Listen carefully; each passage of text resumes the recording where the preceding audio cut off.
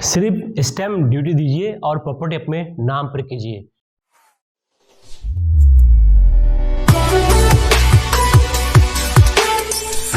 Doctor Devanand Samaddar, author, wealth and life coach.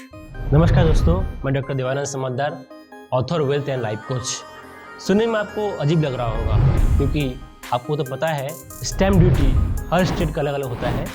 3 से 5% तो होता ही है। मतलब आपने 10 लाख का कोई संपत्ति खरीदा है तो आपको लगभग 50,000 रुपये का स्टैम्प ड्यूटी देना पड़ेगा। आपने 1 करोड़ की प्रॉपर्टी खरीदा है तो आपको 5 लाख का स्टैम्प ड्यूटी देना ही पड़ेगा। अगर मिनिमम रेट भी लेते हैं 3% मान लीजिए, तब भी आपको 3 लाख लगते हैं। आप सोच रहे होंगे इस 3 लाख को देकर मैं 1 करोड़ की संपत्ति का मालिक कैसे बनूं? बहुत आसान है। सबसे पहले आप जानिए संपत्ति मतलब क्या होता है। अगर आप बैलेंस शीट देखते होंगे उसमें 2 पक्ष होता है, एक है लायबिलिटीज और एक है एसेट्स।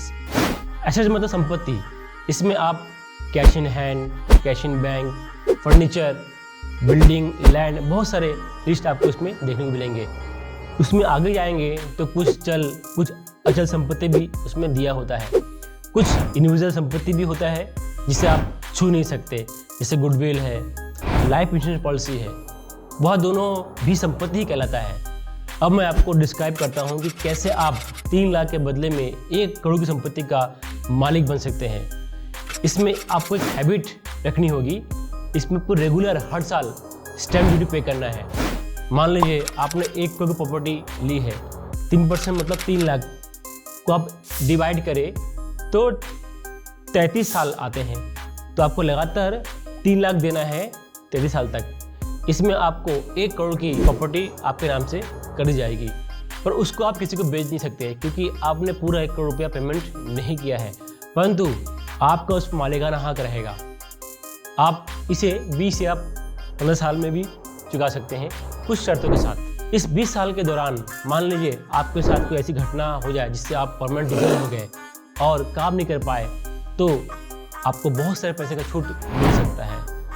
और इन 20 साल के दौरान आप नहीं रहे तो आपके घर वालों को 1 करोड़ प्लस जब तक आप थे तब तक का जमा पैसा प्लस कुछ ब्याज मिलाकर आपके परिवार को दे दिया जाएगा।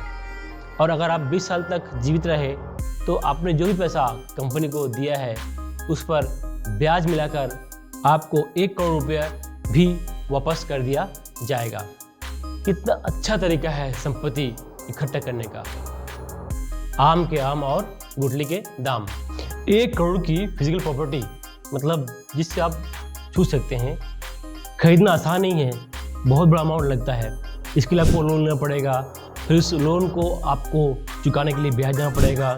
रिसेल करेंगे तो आपका रेट सही नहीं मिलेगा, कैपिटल गेन भी लगेगा।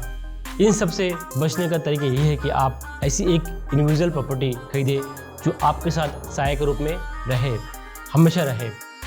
अगर ऐसी संपत्ति के बारे में आप जानना चाहते हैं तो आप मुझे संपर्क कर सकते हैं। अगर आपको अच्छा लगा तो आप अपने दोस्तों को वीडियो शेयर भी कर सकते हैं और साथ में बेल आइकन भी दबा सकते हैं। धन्यवाद। Doctor Devanand Samaddar, author, wealth and life coach.